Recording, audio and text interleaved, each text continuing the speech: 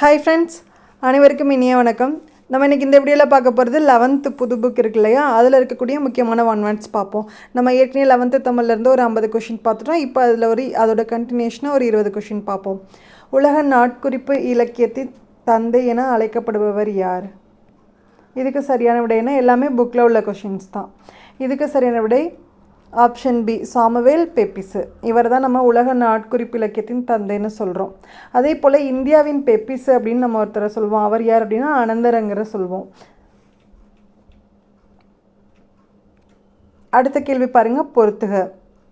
இது வந்து ஒவ்வொரு செய்யுள்ளையுமே சொல்லும் பொருளும் அப்படின்னு கொடுத்துருப்பாங்க. அதுலேருந்து எடுத்திருக்கேன். இதில் வரை அப்படின்றது எதை குறிக்கும் அப்படின்னா, வரை அப்படின்றது மலையை குறிக்கும்.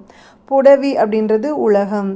வதுவை அப்படின்றது திருமணத்தை குறிக்கும். நல்கள் அதற்கு சரியான பொருள் அளித்தல். இது எப்பயுமே நமக்கு வந்து பொறுத்துக மாடலில் கேட்பாங்க. இல்லைனா கரெக்டாக 3 பொருத்தி 1 தப்பாக பொருத்தி தவறானதை தேர்ந்தெடுன்னு கேட்பாங்க. அதனால் இதை படிச்சுக்கிட்டால் எப்படி கேட்டாலும் ஆன்சர் பண்ணிடலாம். அடுத்து பாருங்கள், சரியானதை தேர்ந்தெடு. சீரத் எனும் அரபு மொழி சொல் வாழ்க்கை என்பதை குறிக்கும்.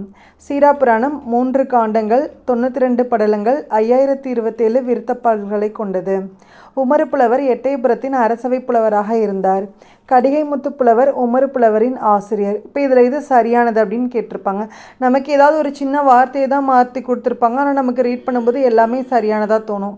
நமக்கு படிக்க ஈஸியாக இருக்குன்றதுக்காக நான் எல்லாமே சரியானதாக தான் கொடுத்துருக்கேன். இப்போ இதில் உங்களுக்கு ஏதாவது ஒரு இடத்துல இப்போ 92 படலங்களை 90ன்னு மாற்றி கொடுத்துருக்கலாம். அதே போல் எட்டயபுரத்துக்கு பதிலாக வேறு ஊரை கொடுத்துருக்கலாம். கடிகை முத்து புலவர் உமறு புலவரின் ஆசிரியருக்கு பதிலாக உமறு புலவர் கடிகை முத்து புலவரின் ஆசிரியர்னு மாற்றி கொடுத்துடலாம். நம்ம உடனே கன்ஃபியூஸ் ஆகிடக்கூடாது. இதில் வந்து எல்லாமே சரிதான், 4மே சரிதான். அடுத்து, முதுமலை மாலை என்னும் நூலின் ஆசிரியர் யார்? இதுக்கு சரியான விடை ஆப்ஷன் டி, உமறு புலவர். உமறு புலவர் தான் முதுமொழி மாலை அப்படின்ற நூலை எழுதியிருப்பாங்க.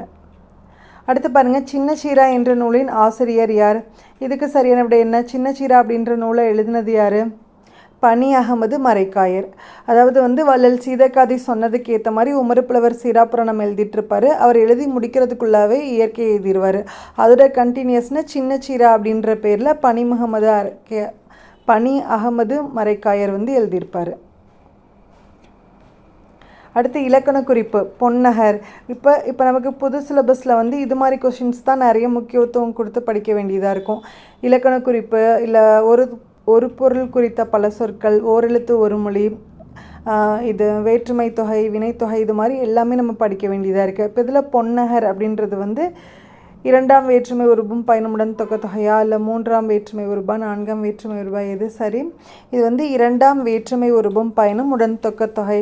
இதை எப்படி கண்டுபிடிக்கலாம் அப்படின்னா, இப்போ 2ஆம் வேற்றுமை உருபு நமக்கு ஐ அப்படின்னு தெரியும். இப்போ இதுக்கு பொன்னகர் அப்படின்றது வந்து பொன்னை உடைய நகர் அப்படின்னு பொருள்படும். அப்போ அந்த ஐ அப்படின்ற வேற்றுமை உருபு மறைந்து வந்திருக்கு இல்லையா, அதனால இது 2ஆம் வேற்றுமை உருபம் பயணம் உடன் தொகை அப்படின்னாலே மறைந்து வருவது அப்படின்னு அர்த்தம். அடுத்து பாருங்கள், அகநானூறு எத்தனை புலவர்கள் பாடிய பாடல்களின் தொகுப்பு? நான் எடுத்திருக்க கொஷின்ஸ் எல்லாமே புக்கில் உள்ளது தான். இதுக்கு ஆப்ஷன் ஏ 145 புலவர்கள். அடுத்து இதில் பாருங்கள், அகநானூரில் வந்து திணை வரிசை அடிப்படையில் வந்து ஒரு ஒழுங்குமுறையோடவே அதை வந்து அமைச்சிருப்பாங்க. இப்போ குறிஞ்சி திணை அப்படின்னா அது எத்தனை பாடல்களாக அமைச்சிருப்பாங்க அப்படின்றது தான் இந்த பொறுத்துகளை கொடுத்துருக்காங்க. இப்போ இதில் எல்லாமே சரியாக தான் பொருந்திருக்கும். குறிஞ்சி திணையில் வந்து அந்த பாடல்கள் 2, 8, 12 இந்த வரிசையில் அமைஞ்சிருக்கும். முல்லை திணையில் 4, 14 அந்த வரிசையில் அமைஞ்சிருக்கும். மருத திணையில் 6, 16 இந்த வரிசையில் அமைஞ்சிருக்கும். நெய்தலில் 10, 20, பாலையில் 1, 3, 5, 7 இந்த வரிசையில் அமைஞ்சிருக்கும். அடுத்து, இலக்கண குறிப்பு அறிக.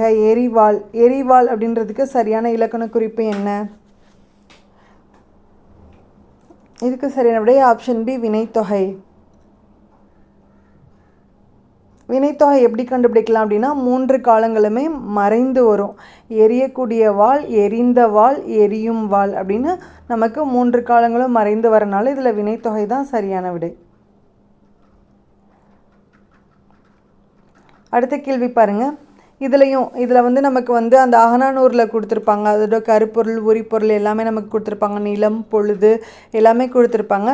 அதில் வந்து பறைகள் எப்பயுமே நமக்கு தனித்தனி கொஷின்ஸாக கேட்கலாம். இல்லை இதில் ஏதாவது ஒன்று மாற்றி கொடுத்து கூட பொருந்தாததை தேர்ந்தெடு அப்படின்னு கேட்கலாம். இப்போ இதில் பாருங்கள், இதில் எல்லாமே சரியாக தான் பொருந்திருக்கு. குறிஞ்சி நிலத்தில் வந்து தொண்டகப்பறை பயன்படுத்துவாங்க. முல்லை நிலத்தில் ஏறுகோட்பறை, மருத நிலத்தில் மணமுழவு, அப்படி இல்லாட்டினா நெல்லரிகிணை, நெய்தல் நிலத்தில் மீன்கோட்பறை, அப்படி இல்லாட்டினா நாவாய்ப்பம்பை, பாலையில் துடிப்பறை பயன்படுத்துவாங்க. இதெல்லாம் முக்கியமான ஏரியா. அடுத்த கேள்வி பாருங்கள். வானம் வசப்படும் என்ற நூலுக்காக சாகித்ய அகாதமி விருது பெற்றவர் யார்? இதுக்கு சரியான விடை என்ன? Option D Vaithilingam.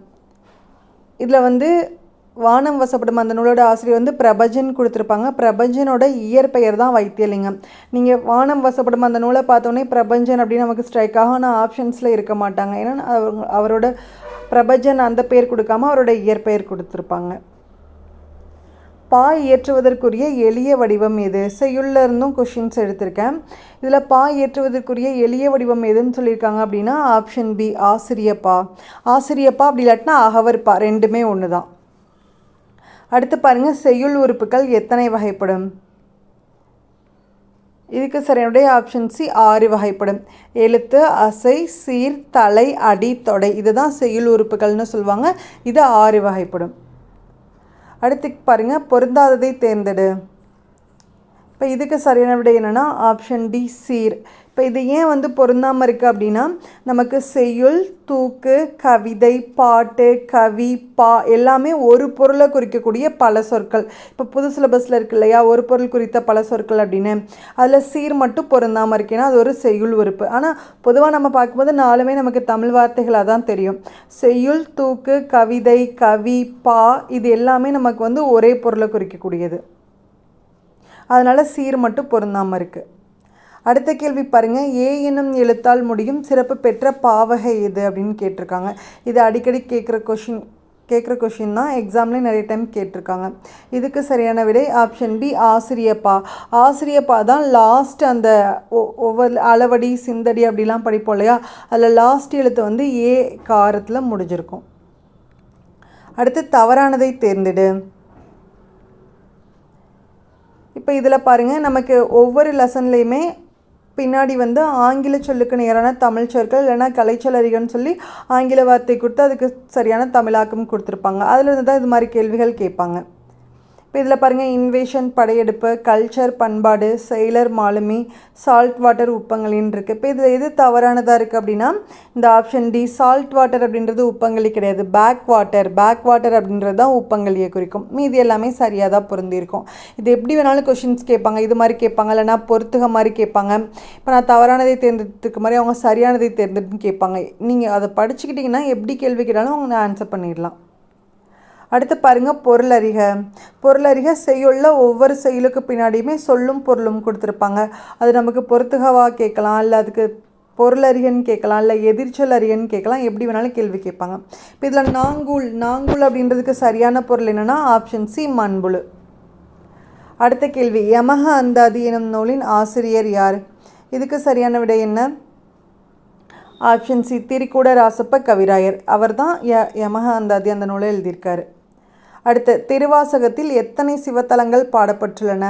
நமக்கு இங்கே வந்து மாணிக்கவாசகர் அவரோட பாடல் ஒன்று கொடுத்துருக்காங்க. அதில் நூல் குறிப்பில் இருக்கும். இதில் எத்தனை சிவத்தலங்கள் பாடப்பட்டிருக்கு அப்படின்னா ஆப்ஷன் சி 38 சிவத்தலங்கள். அடுத்த கேள்வி, திருச்சாளல் என்ற நூலின் ஆசிரியர் யார்? இதுக்கு சரியான விடை ஆப்ஷன் சி மாணிக்கவாசகர். அடுத்து லாஸ்ட் கொஷின், பெரிய திருமொழி எனும் நூலின் ஆசிரியர் யார்? இது பாக்ஸில் கொடுத்துருப்பாங்க. இதுக்கு சரியான விடை ஆப்ஷன் சி திருமங்கை ஆழ்வார். இப்போ இந்த கொஷின்ஸ் எல்லாமே உங்களுக்கு ரொம்ப யூஸ்ஃபுல்லாக இருக்குன்னு நினைக்கிறேன். புதுசாக பார்க்குறவங்க சின்னதாக ஒரு லைக் போடுங்க. என்னோடய வீடியோஸ் பிடிச்சிருக்கான்னு கமெண்ட் பண்ணுங்கள். வேறு ஏதாவது நான் கரெக்ஷன் இல்லை வேறு எப்படியாவது கொஷின்ஸ் எடுக்கிறோன்னா அதையும் சொல்லுங்கள். அதுக்கேற்ற மாதிரி மாற்றி எடுத்து தரேன். தேங்க்யூ.